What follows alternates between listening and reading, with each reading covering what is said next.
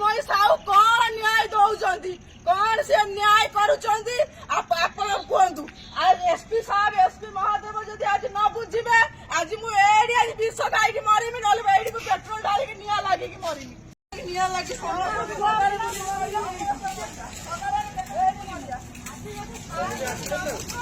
न्याय दौरान जदि जदि दी पक्ष भूल अच्छी दी पक्ष को आप अरेस्ट कर आईएससी चिन्मयी साहू कौन न्याय दौरान कौन से न्याय करुँच आप कहतु एसपी साहब एसपी महादेव जदि आज न बुझे आज मुझे विष खाई मरमी ना पेट्रोल ढाल निआ लगे मरमी कहीं आम 7 भौणी मु गाँ भर को पशि पारूनी आम गाँ लोक बिना दोष कहीं आमको बाढ़े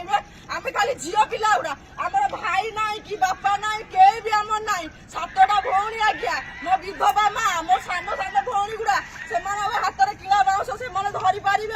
जानते जो माड आम बस स्टाण्ड शोचु आज 4-8 दिन है आईएससी मैडम आमको न्याय न देगी उल्टा कहते चलतु मुझे महिला कमिशन में छाड़देवी से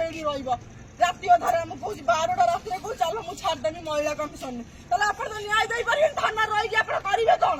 कहना आप लेडीज आप जाने गोटे लेडीज का मन कथा कि लेडीज दुख आप देखी पार ना कि आईएससी चिन्मयी